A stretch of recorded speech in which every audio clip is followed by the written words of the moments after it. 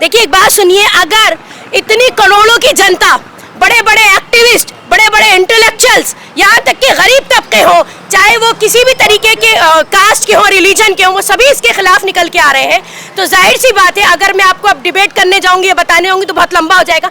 ये जो वक्फ का एक कानून है, इसको 2 मिनट में इस तरह समझ लेते हैं कि हर बार जब मोदी गवर्नमेंट को करप्शन करना होता है, वो किसी ना किसी चीज पे अटैक करते हैं। तो इस बार अब बारी जो है वो मुसलमानों के रिलीजियस वक्फ बोर्ड के ऊपर है। ये कंप्लीटली कानून के खिलाफ, ये कंप्लीटली इंसानियत के खिलाफ, ये मुसलमानों के हक पर एक बहुत बड़ा डाका है। इस तरीके के कानून को आज अगर नहीं रोका गया तो आने वाले दिनों में जो दूसरी माइनॉरिटी कम्युनिटीज हैं वो भी अंडर अटैक होंगी।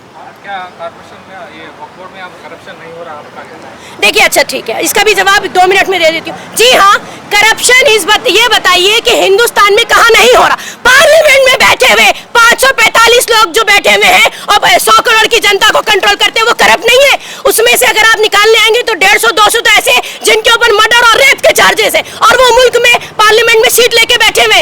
ऐसे कैंडिडेट्स को टिकट दे दिया जाता है जिनके खिलाफ पुलिस में बड़ी बड़ी FIR लिखी होती है। तो गुंडे बदमाश अगर इस मुल्क को चला रहे हैं और रिप्रेजेंटेशन दे रहे हैं, इससे बड़ा करप्शन क्या होगा? अगर किसी भी जगह करप्शन होता है तो फिर ये बोर्ड का मामला था, ये एक इंटरनल मामला था।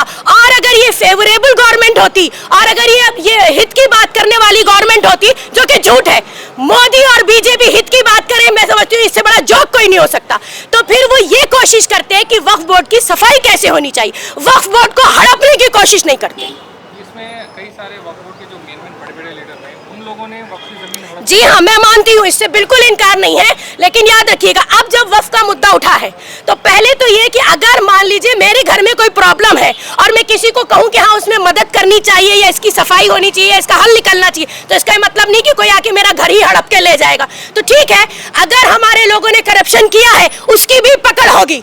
और अब तो मुसलमान वक्फ के ऊपर उठ खड़ा हुआ है, तो अब यकीनन, लेकिन इसका ये मतलब नहीं है कि हम किसी और को इसको हड़प लेने देंगे। छोटा मोटा करप्शन हर जगह होता है, ये एक इंसानी नेचर भी होता है और यकीनन इसको हम कंडम करते हैं, इसको भी सही इसका करेक्शन होना चाहिए। पहले करप्शन के खिलाफ आप आवाज क्यों नहीं उठाए? देखिए एक बात सुनिए, ऐसा कभी नहीं है कि वक्फ के करप्शन के खिलाफ आवाज नहीं उठी है। सालों से जहां जहां वक्फ के बोर्ड रहे हैं, अगर 4 लोग चोर रहे हैं तो 10 लोग निगरानी करने वाले भी रहे। और ये चीज आज सालों से, ये वक्फ कोई 50-100 साल का मामला तो नहीं है, ये तो हजारों साल का मामला है। तो मुझे बताइए कि अगर पूरा करप्शन ही करप्शन था तो फिर मस्जिद की कमेटी, यतीम खाने, यतीम बच्चे और हमारे कब्रिस्तान और वेलफेयर के काम और इसके ऊपर जो माइनॉरिटी को बहुत कुछ फायदा मिल जाता, वो सब कैसे हो रहा था? ठीक है, करप्शन है, इसमें बड़े बड़े लोग शामिल हैं, उनका भी हिसाब किताब होगा। एक वक्त आएगा कि वो भी पकड़े जाएंगे, अकाउंटेबिलिटी होगी।